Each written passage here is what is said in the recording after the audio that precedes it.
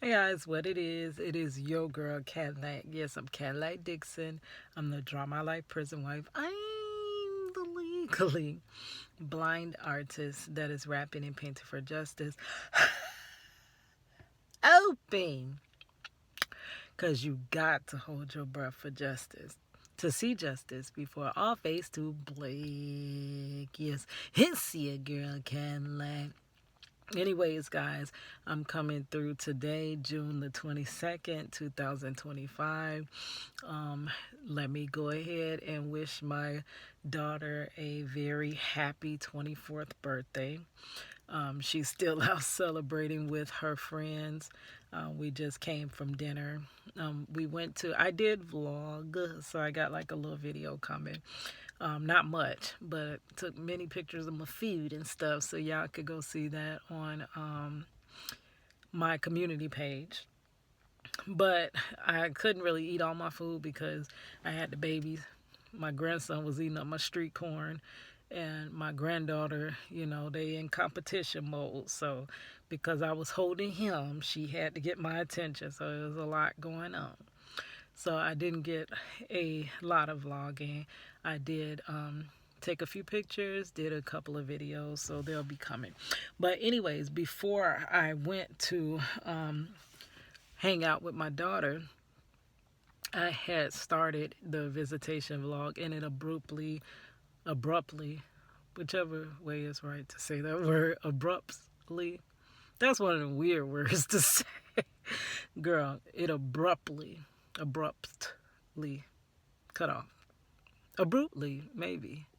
I don't know how to say that word. Girl, it cut right off like in the middle of everything because my phone overheated. It said it was too hot. So, yeah, I didn't get to finish that story. Well, I actually did finish telling you about the Father's Day visitation. So, I'm just going to jump right back into this crazy ish that happened. What was it? Saturday. Crazy. Well, no, this was Friday. I'm sorry. Okay, so anyways, in the video, the last one, I was telling you how I had took off from work.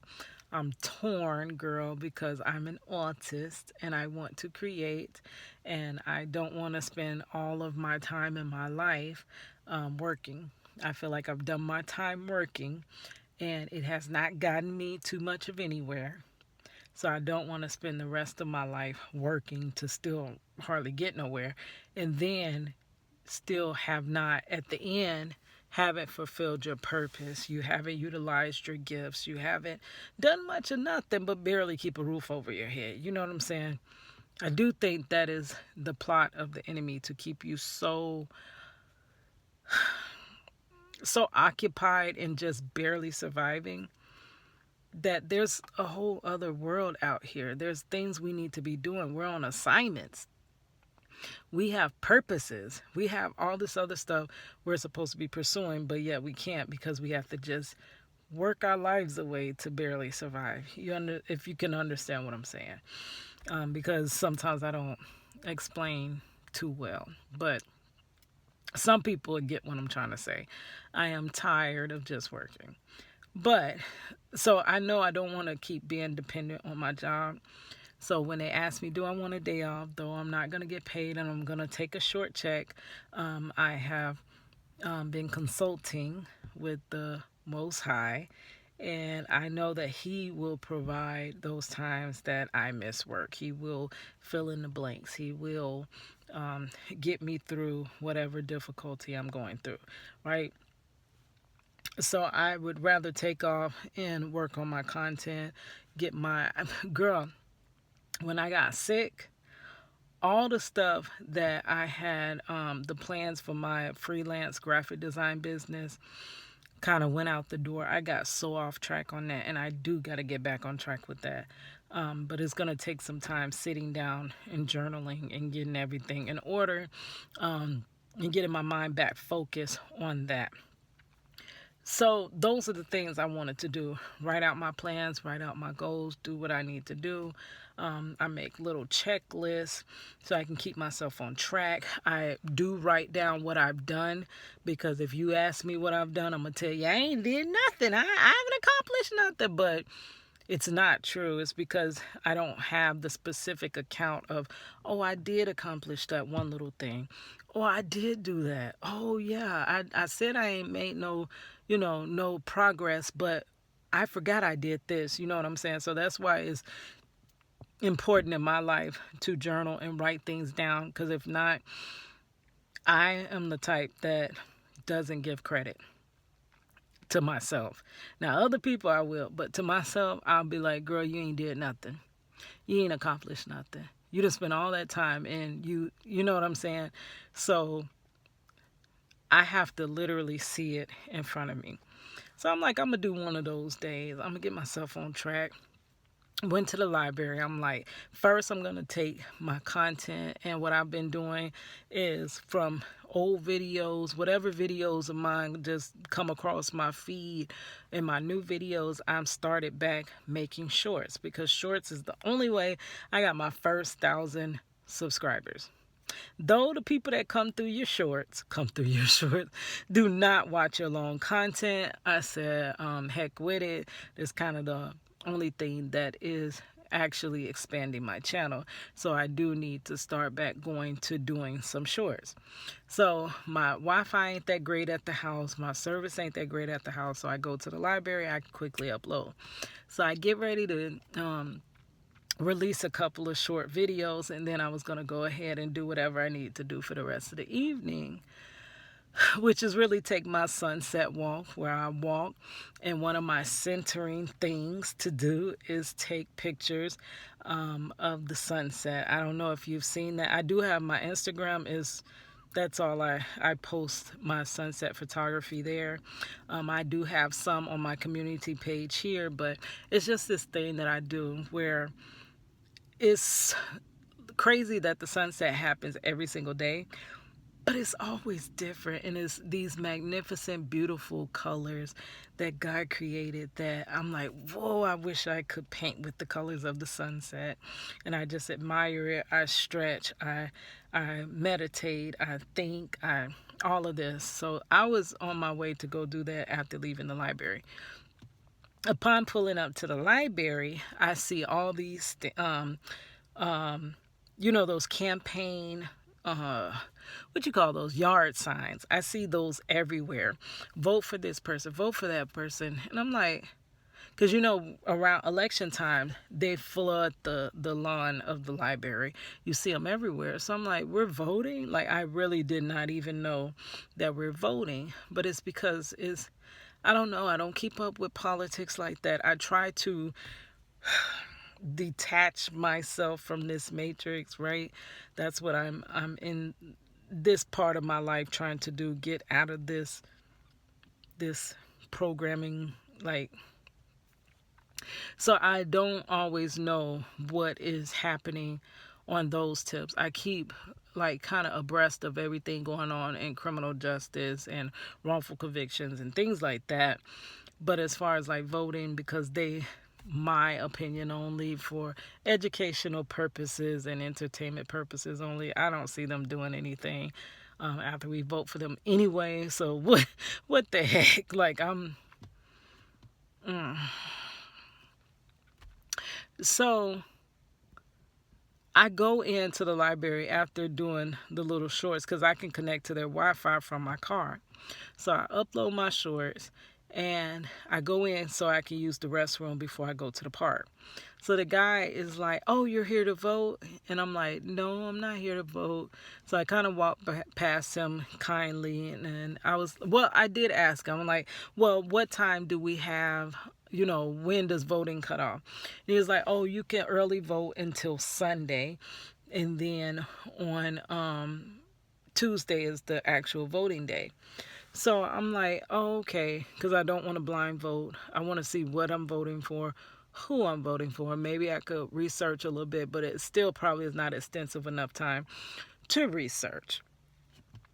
So, but also I do know that my vote is precious. Many people gave their lives to be able to vote. Though I believe back then maybe it was more, maybe it was more not fairer. I don't even know the word to use, but it was a difference. Maybe a difference could be made in voting back then, but I don't know if the same difference now exists. It's just hard for me to believe in this stuff anymore. But still, I'm torn, and it's times that it's certain issues I vote on, like when it's criminal justice related and stuff like that, because that's what I believe in. And it's hardly candidates that really believe in what I believe in, right? So end up, I come out and I'm like, okay, well, if the last day for early vote, I definitely Tuesday don't want to be standing up in nobody's line. If early voting ends on Sunday, I know I'm going to be busy because it's my daughter's birthday. We're going out, and I just don't want to be, making another task. So maybe I should vote today if I'm going to vote. So I looked at the little signs, and I seen some names that I am familiar with, and some people that have actually like worked with the charity in the organization that we were advocating with. So I'm like, oh yeah, I kind of know about these people because they're the ones that had the criminal justice bills. Like they're the only ones that are basically putting forth the bills that, like, proposing the bills. You have to have a senator that actually proposes the bill. Like they're the ones that's with the community actually putting out these bills. Though the bills get they don't even, sometimes they make it to committee, but most times they don't. They kind of get shelved. And once they even make it to committee, nothing ever gets passed. I'm convinced now at this point that Florida ain't gonna never make no criminal justice reform, which is sad, or prison reform. I'm convinced of that because, or I don't know, it's going to have to be something radical that happens. Like, I don't know what it's going to take, but it's going to take something because year after year is just disappointment. They're not, and the system is like so effed up, like ridiculously effed up. I just watched a video, side note, from, what's his name? Taylor House Publishing. I just watched a video from Taylor House Publishing, and he was covering a young man that was deleted by the hands of guards in jail, in a Texas jail. And they were basically saying it's because the staff was overworked, basically having to spend all these long hours. They're overpressured. So I guess that's the justification for them deleting this man's life. It's not a justification, but it is really how the conditions are in these jails. Like, they cannot find enough staff. They got too many people. Like I said, DLC, I likened it. I do have a video I can link in the description box where I likened it to a hoarder's house. There are way too many people incarcerated and not enough people to watch those incarcerated. They have a shortage of guards, and it's hard to keep guards, and the guards that they have to work like overtime, like way super long shifts. It's way over. It's now to the point where when I first started on this prison wife journey, there was a guard for everything. But now there's hardly guards to have anything, which means cutting back programs, cutting back this, cutting back that, because it's not enough people. Like back when my husband was at Lake CI, they used to be to the point where they wouldn't open a patio because they'll say we don't have enough guards. Or they won't do this because we don't have enough guards. or things for them. They can't go to this program or go to that or go out to rec or whatever because it's not enough guards. So they are, I don't know, it's a bad situation. And it's almost like the former head of DOC here in Florida, he was like, this is a plane crash waiting to happen. And if we do not do something now, he's going to be forced to release prisoners. Like, because they're too critical capacity. They can't, like, they can't function. It can't function the way it's meant to. And it's now becoming a danger to the incarcerated citizens and a danger to the workers. Because it's just, I don't know, it's too chaotic, but they really want to make no changes. So the one guy that actually does, it's actually two people that actually kind of lead all the criminal justice reform bills that are proposed here in the Central Florida area. I seen him on the ballot, so I'm like, yeah, sure, I do see that he actually does attempt to get reform, right? He is kind of aligned with my beliefs and goals and stuff like that. So I'll vote for him. Then I also seen my house rep.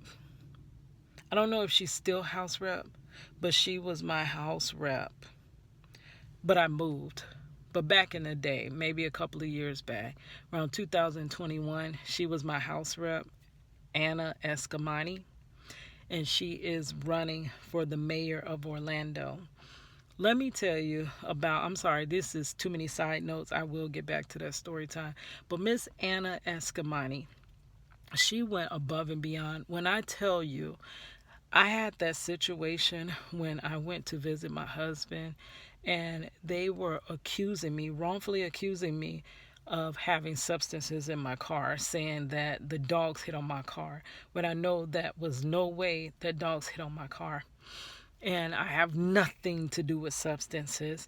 It was actually a retaliation because my husband, during the height of the shutdown, when the most was going on, when we had the pandemic, when we had that, and they were not quite following the protocols. The guards were not quite following the protocols of what they were supposed to. So my husband writes a grievance, right? Reporting what they were doing. You already know when you write a grievance, though that is the way that you're supposed to be handled, many people do not, because they know the guards are going to retaliate. They retaliate on you allegedly for entertainment purposes only. When you write a grievance on them, they retaliate against you. So they make it hard for you. They take the law basically into their own hands, and they settle their own scores. They don't do things the proper way that it's supposed to and by the rules, procedures, and protocols, right? So he writes a grievance, and because he wrote that grievance, it was intercepted and shown to the person that he wrote the grievance on that, hey, this inmate, I hate that word inmate because it's derogatory.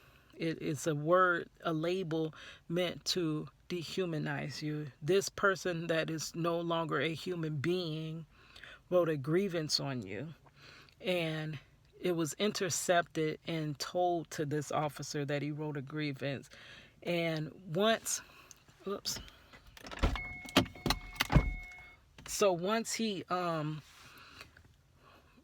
wrote the grievance, Marcello, he said it's a lockbox that goes around. He puts his grievance in there.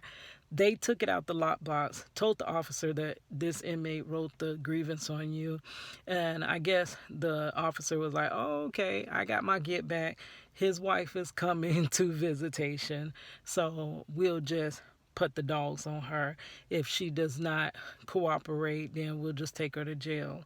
Like, and I really felt like they were going to plant something in my car, because they're not just going to go that far without, going all the way through and making it stick. What would be the point of them wrongfully searching my car and then not turning up anything? You know what I'm saying? I feel like they were going to make something turn up. And I've seen and witnessed a wrongful conviction, and I know they happen, they stick. Once you're wrongfully accused, most likely you're going to be wrongfully convicted, my opinion only. It's very rare that you beat these charges. So once they're put on you and you're accused, it's hard as jail to get out of it. And basically, you're going to have a lot of money. I didn't have no money, and I knew it wouldn't have been no way for me to fight this. It would have been my word against the officer's word. And the officers, they act like they sit on the lap of God, and they basically are speaking the words from the Most High himself, right? So I know that, and it was just, Miss Anna Escamani actually went to the prison and checked on my husband. I was so scared for him after that whole ordeal happened, because when they have it out for your loved one, like, basically you're not going to know what happens to them, because you'll never get the truth. You honestly won't. You're not going to get the truth. You're going to get this runaround. You're going to get all this red tape. You're going to get lies. They're going to tell you this, and that's not the truth. You're not going to get any information you need. So I was worried for my husband. I was worried for his safety because of all of this, because some other things happened or whatever. I think I actually do have that recording. I got to go back and find that, of that day that I was basically wrongfully accused and about to be wrongfully arrested and made to leave, and told that my visitations with my husband are gone indefinitely. That day, when those feelings were raw, I got to find that recording so I could release it. But I text Miss Anna Escamani in that moment, and she texts back. A house rep texts me back. She was basically like, don't worry, we're going to make sure he's okay. I'll go out there to check on him and this and that. And so she did a lot. She did a lot for my family. And that's not usual. So I definitely would place my vote for her for Orlando mayor. Now, the thing was that it goes by your address, because I asked them, hey, why wasn't she on my ballot? He was like, well, it depends on your address if you're going to vote for two or just one. So I wasn't in the district to vote for her, but I definitely would have gave her my vote. But I said all that to say, we're going to have to do a part 2, because this is getting rather long, and it's going to cut off soon. But I go to vote. I come out.